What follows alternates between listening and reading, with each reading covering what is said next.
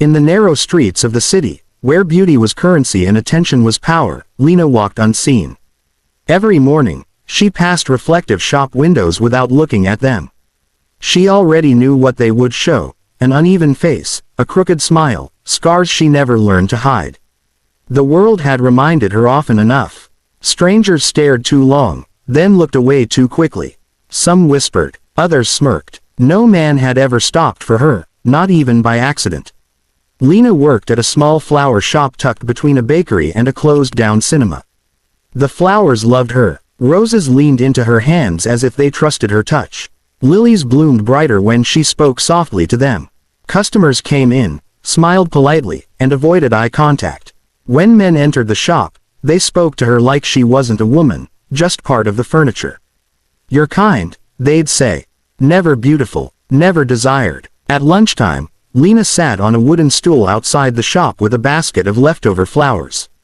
Couples passed by, fingers intertwined, laughing about nothing. She watched them with a quiet ache in her chest. Not jealousy, just wonder. What does it feel like, she thought, to be chosen without begging? Once, a little girl stopped in front of her. The child looked up, studying Lena's face with innocent curiosity. Lena tensed, waiting for the usual reaction. Instead, the girl smiled and said, "You look sad." Lena smiled back, only a little. The girl nodded wisely and skipped away. That brief kindness stayed with Lena longer than any compliment ever had. That evening, as rain began to fall, Lena packed up the unsold flowers. Petals dropped to the ground like forgotten promises. She gathered them carefully anyway. She always did. Throwing them away felt too much like giving up. In her small apartment, Lena opened her worn journal. The pages were filled with thoughts she never dared speak aloud. "Maybe I wasn't made to be loved," she wrote. "Maybe my purpose is just to love quietly." She closed the journal and lay on her bed, staring at the ceiling, listening to the rain.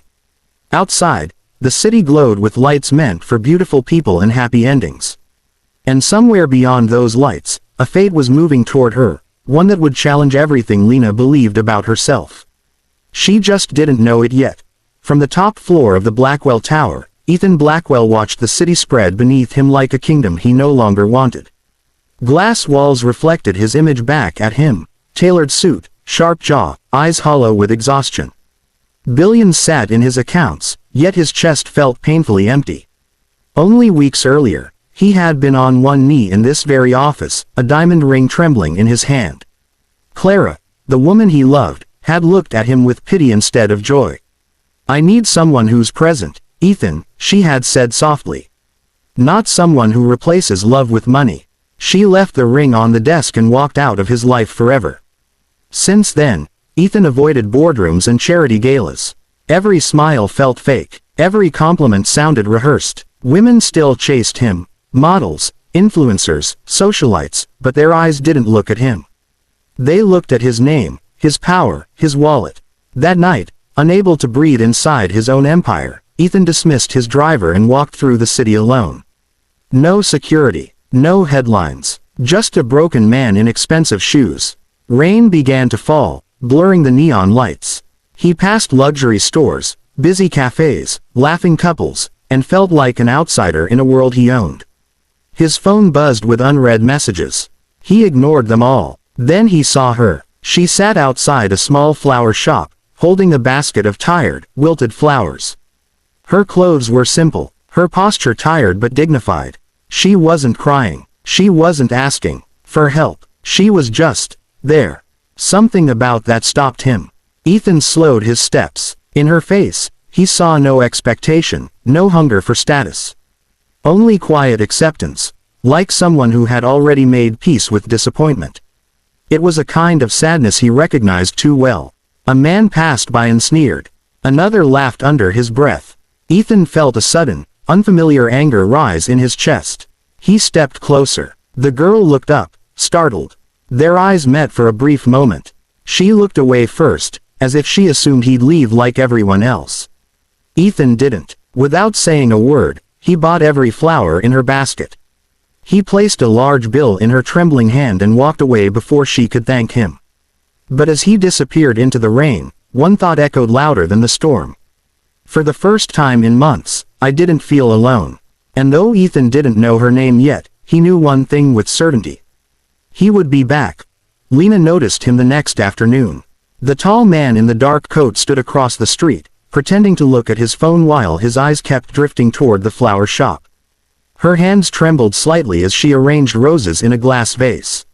Men didn't watch her like that, not with quiet attention, not with patience. When he finally stepped inside, the bell above the door chimed softly. "Good afternoon," Lena said, her voice barely above a whisper. Ethan studied her up close now. The scars on her face. The nervous way she avoided his gaze. And yet, there was a warmth in her presence he hadn't felt in years. No performance. No mask. "I'd like the flowers you picked yesterday," he said. She looked confused. "I pick all the flowers. That's why," he replied gently. Over the next few days, Ethan returned again and again.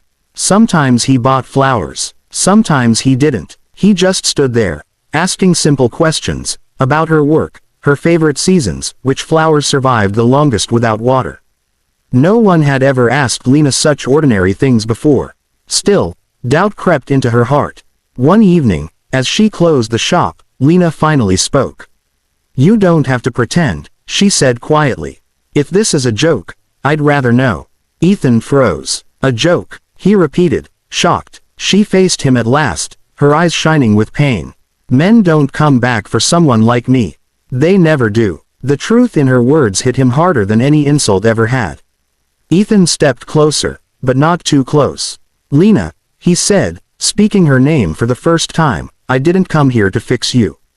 I came because when I'm here, the noise in my head stops." She shook her head. "You don't even know me. I know you're kind," he said. "I know you don't pretend. And I know you make this place feel like peace." Tears slid down Lena's cheeks. "You shouldn't lie to me." Ethan met her eyes, his voice steady. "I'm not lying. You are perfect to me." The words settled between them, fragile, terrifying, beautiful. Lena covered her face, sobbing quietly. Not because she believed she was suddenly beautiful, but because someone had finally chosen her without conditions. Ethan didn't touch her. He simply stayed. That was the miracle. Outside, the city rushed on, blind to the moment unfolding in that small flower shop. But inside, two broken people had found something rare. Not perfection, but truth. The news spread fast. Not because Lena wanted it to, but because Ethan Blackwell, one of the richest men in the country, had started visiting a small flower shop every day. People noticed. Rumors began. Social media exploded with cruel comments and fake jokes. Headlines mocked the ugly girl who dared to catch a billionaire's attention. Lena woke up each morning to messages full of hate. Strangers called her names. Men who once ignored her now stared with disgust, as if her courage offended them. Her flower shop, once peaceful, became a battlefield. "Why are you doing this?" her best friend Zara asked, shaking her head. "He's rich. He can get any woman. Why choose you?" Lena didn't know how to answer. The truth was simple, and terrifying.